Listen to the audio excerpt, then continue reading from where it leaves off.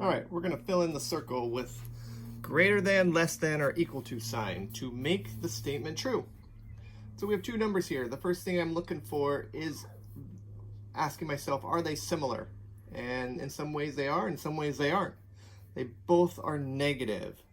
So that automatically makes me think negative numbers. Okay, the biggest negative, because I'm looking for what number's bigger, what's smaller.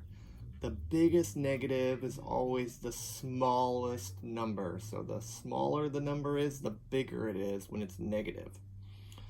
Then I look at the whole number. Oh, they both have the same whole number, so that doesn't give me any new information. And then when we get to the part after the whole number, we have a fraction here and a decimal here. Well, I can't really compare them right now because they're two different kinds of numbers. So I need to change them into the same thing. I have two options here. I can change this decimal into a fraction, or I can change this fraction into a decimal. If I do fraction, if I change this into a fraction, then I have to have them both have common denominators before I can compare them. I always think it's easier to turn fractions into decimals because then it's just a one-step problem. So 3/4 here. We need to change 3/4 into a fraction, and to do that, we can turn, if we can turn the denominator into a 10, 100, or 1,000, then it's really easy.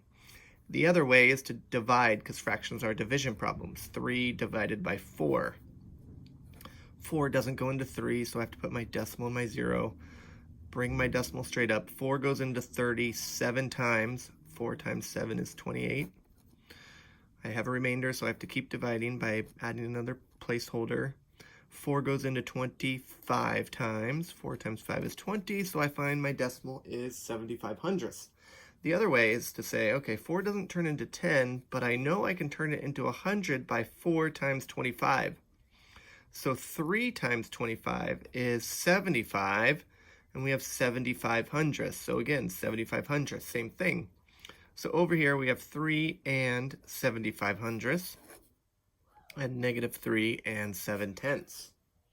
Getting close, but don't quite know what's bigger or not. So last step, I need to actually line up these numbers. Negative 3 and 75 hundredths, negative 3 and 7/10. I need them to have both the same amount of place value spots. They both are negative. They both have a 3 as a whole number. They both have a 7 in the 10th spot. But here we find that there's a difference, a 5 and a 0. 0 is smaller than 5, so this is the smaller number, but since it's negative, the smallest is the biggest.